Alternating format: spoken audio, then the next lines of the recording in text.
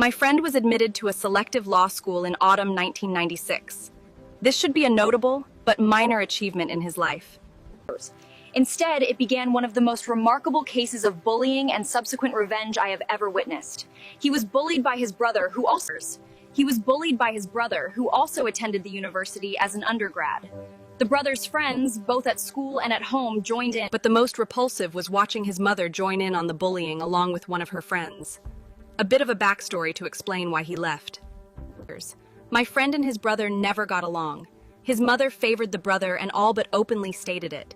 It was a difficult dynamic that she was happy to boast about her youngest being admitted to a prestigious university. The oldest attended a respectable regional college, and both— The mother barely mentioned the older son. If she mentioned his school, it was dismissive. She clearly prioritized her own interests over his academic needs and personal development. My friend had been a so-so student in high school, but really blossomed in college. He was on the dean's list every semester and had a solid GPA. He decided to apply for law school and set his sights on the prestigious school his brother attended, considering that several of his family members had attended. This didn't sit well with his mother, and she was quick with dismissive comments. "I don't think you're gonna get in."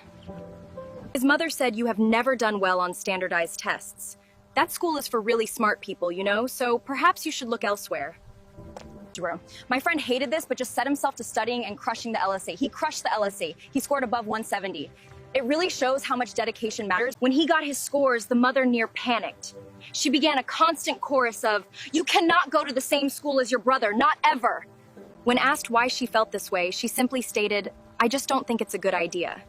She'd also add that she didn't think he'd like it at the school. He'd ask why, and she'd say, "I just don't think you will." On one occasion, when he asked why she didn't think he'd like it, the brother blurted out, "Because you don't belong." Elitist, no? Well, this got the younger brother's friends to mentioning how my friend didn't belong nearly every time they saw him, which was quite a frequent occurrence. It was their mantra. Here is where it gets despicable. My friend applied and was accepted to many schools, several of them on par with his top choice. He felt good about his odds. But no letter ever came. No acceptance, no rejection, no wait list. One day I was at his house, and we were talking about the fact that no letter had been received. I suggested he call up the school and just confirm if he was in or not. As soon as I said this, his mother came charging up the stairs and said, "Don't you dare call up there and bother them. They are busy dealing with the kids who got in." Then she turned to me and said, "And you stop causing trouble." We left shortly after and stopped by my house. He asked if he could call from my phone. He called the admissions office and made the request. Then I was treated to one side of a phone conversation that seemed like it leapt out of a suspenseful movie. "Okay, I see. Well, I just wanted to be sure." "No, it isn't a problem. Setbacks are part of life." "Yes, that would be great. I got in." Then he hung up the phone and said calmly, "I got in." I could not wait for him to tell his family the exciting news about his acceptance. But he asked me to hold off until the acceptance letter arrived, as he had asked them to mail it again, so I am just waiting to hear back from him soon. We then left my house and went to whatever social thing we were doing that day. I kept thinking about the letter never arriving. From that school only. All the others made it. Finally, at some point I asked, "Do you think she took it?" His jaw clenched and he started driving a bit faster. I immediately felt remorse at saying such a thing. But after a minute or two, he simply said, "Who else would have taken it?" I couldn't imagine what went through his mind knowing she had done this.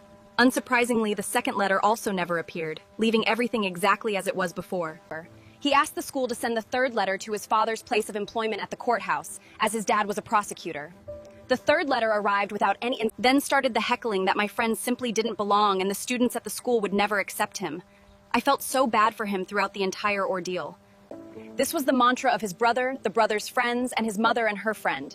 They did it at every opportunity throughout their busy and adventurous lives. The most galling being at Coffee and Donuts after church every Sunday. They really played it up at that venue and made it all about themselves.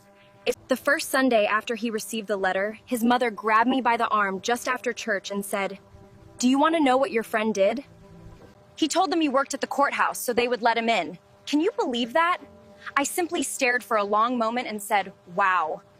Finally, he got to leave for school. He was starting law school, and his brother began his junior year of undergrad.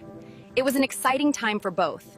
And the brother had his friends at school ready to act foolish. They would yell, "You don't belong," anytime they saw him on campus, in cafeterias, eating establishments, etc. He ignored it. They would leave nasty messages on his answering machine, filling up his inbox with persistent complaints. 4 people would call nearly every day and leave at least one message. One gentleman was from New York and sounds like Joe Pesci.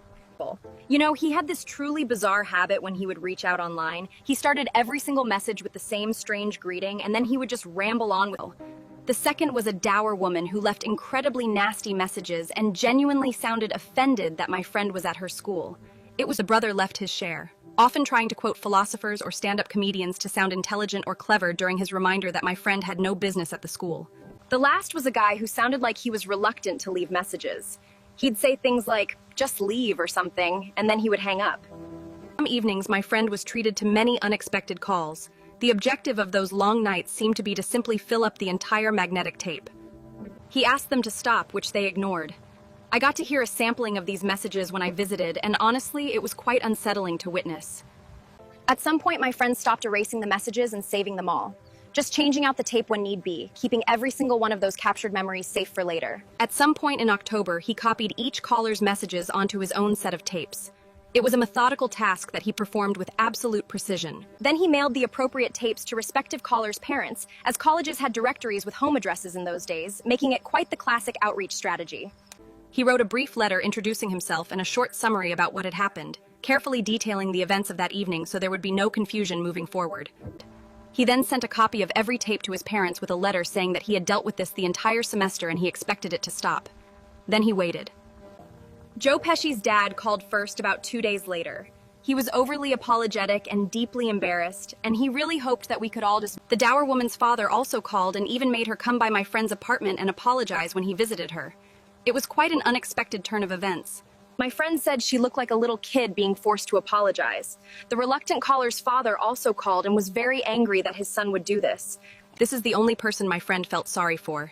He said the father was yelling nearly the entire call. Then my friend's mother called to talk. First, she tried to say it was illegal to record someone on answering machine cassettes, no less. Then she said it was illegal to store them, copy them. She declared what my friend did the tackiest thing I have ever seen. She was livid. Not at her youngest, but at her oldest for exposing the behavior of the youngest. His dad was sympathetic, but was quite clearly scared of his mother, so did little to rebuke her. It is a story as old as time, really.